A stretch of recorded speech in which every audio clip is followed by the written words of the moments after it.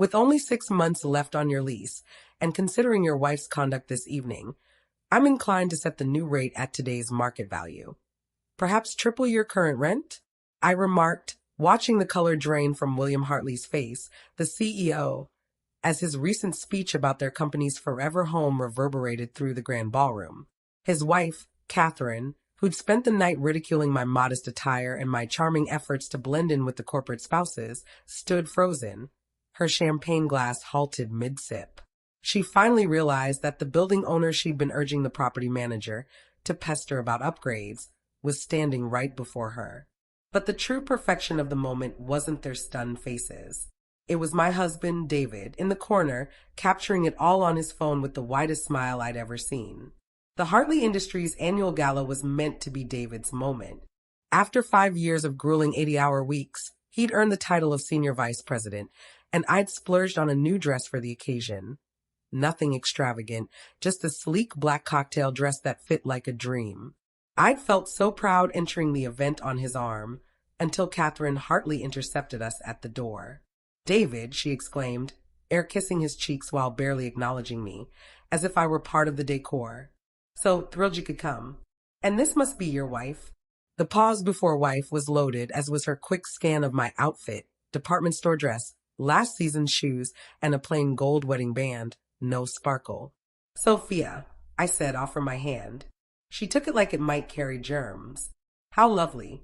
David, you must introduce her to the other wives. They adore guiding newcomers, showing them the ropes." David squeezed my hand, an unspoken apology. He'd warned me Catherine was particular about company events, but he loved his job, needed it, and I figured I could endure one night of her patronizing attitude. The evening became a showcase of subtle snubs. Catherine presented me to her clique as David's wife. "Isn't it darling that he married his college sweetheart?" she cooed, implying he settled before he knew what an executive's wife should be. "What do you do, Sandra?" one of them asked. "It's Sophia. I work in real estate."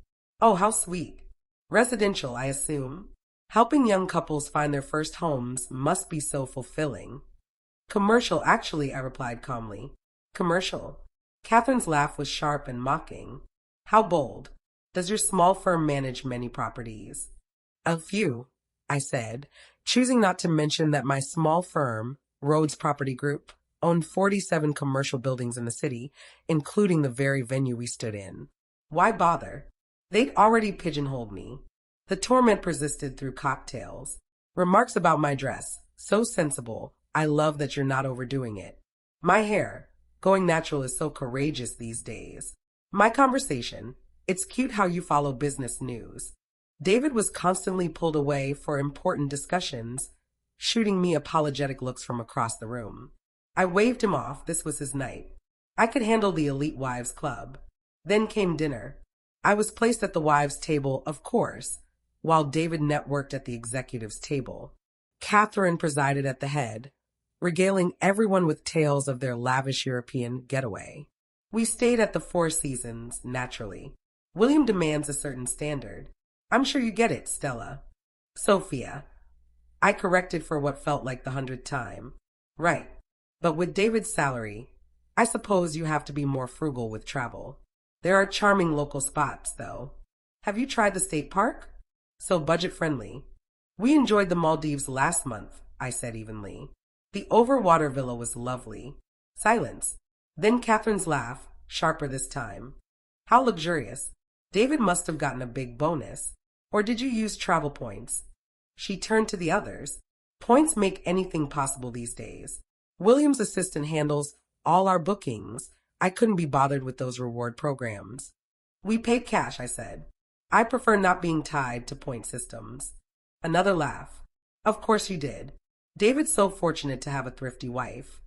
Then, leaning in with a conspiratorial whisper, "But between us, dear, be cautious about seeming too eager to spend his money. Men notice these things." That's when it hit me. She thought I was a gold digger, milking David's hard-earned cash. All her condescension, her sly jabs, painted me as the opportunistic wife. "You're right," I said. "Men do notice things, like when their landlord is displeased." Catherine brushed it off. "Oh, no need to worry about that. William owns this building. Well, the company does. It's their pride and joy, the perfect address. He was just saying they'll never need to relocate. I smiled. How wonderful for him. Dessert arrived, an elaborate confection with gold leaf that probably cost more than most people's monthly rent. Catherine continued her act, alternating between veiled insults and unsolicited advice. Sophia, darling, may I offer a tip? These events can be daunting. The other wives and I were chatting, and we want you to feel welcome, even if you're not quite suited for this world. With some work, you could blend in better. That's generous, I said. Take your dress, for example. It's charming, very affordable. But at these gatherings, people notice labels. It reflects on David. I could connect you with my stylist. She's a miracle worker, even on a budget. I'll think about it. And conversation is key. You're a bit reserved. Men like William need wives who can command a room, who know the game. But don't fret, it's learnable. I wasn't always this refined. I doubted that. Catherine seemed born knowing how to wield a smile like a weapon, which fork to use, and how to make others feel inferior. Thanks for the advice, I said. Oh, one more thing, she added, touching my arm with fake concern.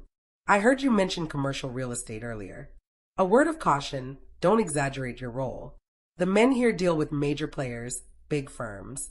It's awkward when wives pretend to grasp their husband's world. Just be yourself. David chose you for who you are, not who you're trying to be. The lights dimmed for the speeches. William Hartley took the stage, brimming with self-importance, boasting about the company's growth, new projects, and their permanent home in this prestigious building. Hartley Industries isn't just leasing space, he proclaimed. We're investing in our legacy. This building embodies our commitment to excellence, our enduring place in the business world. We're here for the long haul. The applause roared. Catherine glowed, soaking up praise for her husband's triumph. That's when I stood. Excuse me, I called, my voice ringing through the ballroom. Mr. Hartley. Heads turned. William looked irritated by the interruption. Yes, I wanted to congratulate you on your attachment to the building. As its owner, I'm delighted to hear tenants are so satisfied. The room went silent. I'm sorry, William said slowly. The owner? Sophia Rhodes, Rhodes Property Group. We've never met formally. I let my property managers handle daily operations. But since you're so dedicated to staying, perhaps we should discuss your lease renewal. Catherine's voice sliced through the quiet. That's absurd. I turned to her. Which part? That I own this building? Or that I've been sitting here all night listening to you lecture me on how I don't belong in my own property? You're making this up, she hissed. I pulled out my phone, displaying the property records.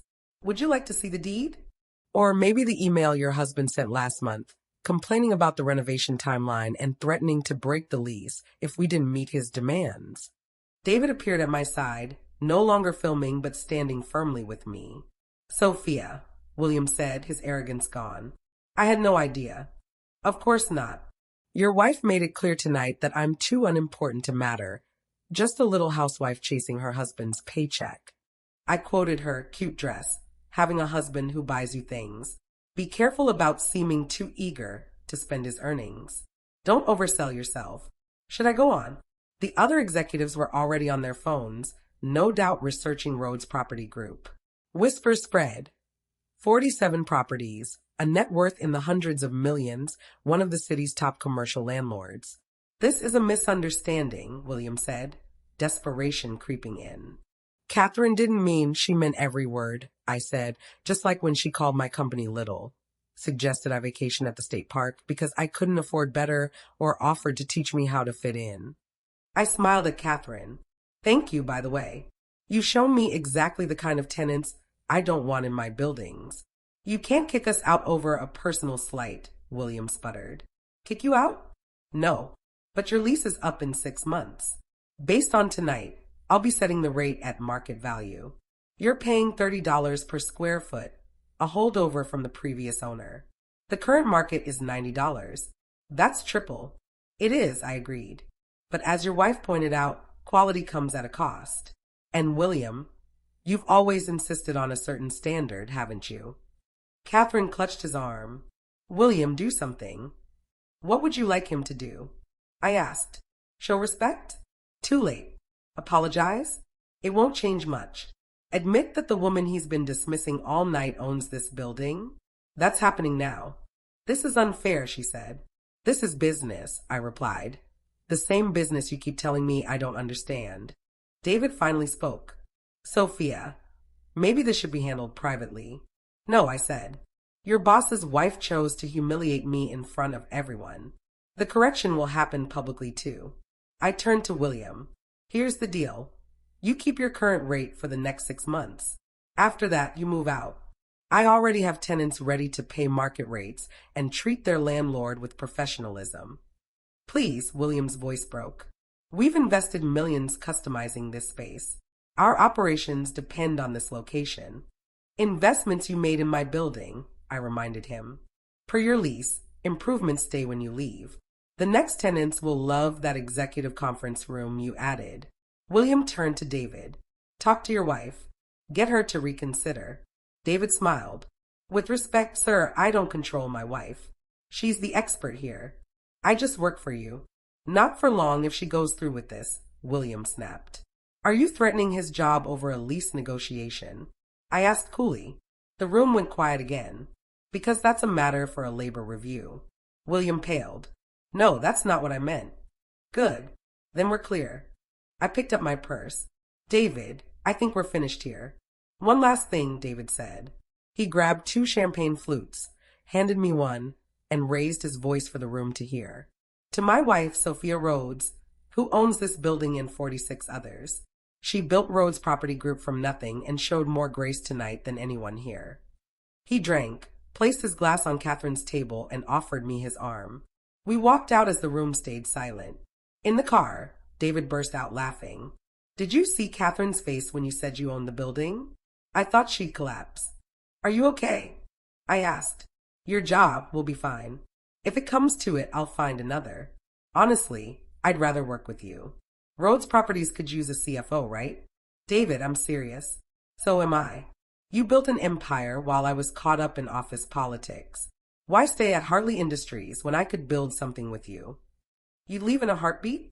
I'm done pretending you're just a supportive spouse. I want to join your company, not downplay it at events. What about your career? You just made SVP. SVP at a company about to lose its headquarters. Rhodes Property Group has real potential. It looks better on a resume. You're serious? Completely. Unless you don't want to work with me. Are you kidding? You're the only one I'd trust with the finances. I kissed him. CFO of Rhodes Property Group, with equity and a company car. Tough negotiator, he grinned. We drove home, planning our future. Behind us, the Hartley Industries gala had descended into chaos. Tomorrow, William would scramble to salvage his reputation, and Catherine would grapple with her misstep. But tonight belonged to us. Next event, David said as we pulled into the driveway. You wear whatever designer you want, and everyone will know exactly who you are. Actually, I said, I might wear this dress again. It's proven quite effective. He laughed. Catherine Hartley. Brought down by a department store dress. No, I corrected. Brought down by underestimating the wrong woman. At home, I poured us wine while David opened his laptop to the Rhodes Property Group portfolio. Show me everything, he said. Every building, every tenant, every possibility. If I'm your CFO, I need to understand what we're building. I teased. Partners, he said. You handle the properties, I handle the numbers, and we both shape the future. I showed him everything. The buildings, the strategies, the opportunities. No more hiding, no more minimizing, no more pretending to be less than I was. Catherine Hartley had been right about one thing. Men do notice things. My husband had noticed I was extraordinary. It just took his boss's wife insulting me in my own building for the rest of the world to catch up. 6 months later, Hartley Industries relocated to a suburban office park. Triple the rent would have been a steal compared to what they ended up paying. William retired early. Catherine vanished from social media after the story spread like wildfire. And David? He's the best CFO Rhodes Property Group has ever had. We work from the top floor of the building Hartley Industries left behind. In the executive conference room, they so generously upgraded for us. Sometimes the best revenge isn't served cold, It's served at market rate, with a lease agreement reflecting today's values. $90 per square foot, non-negotiable. Just ask Catherine Hartley if you can find her. And if you enjoyed this story, don't forget to subscribe to my channel for more.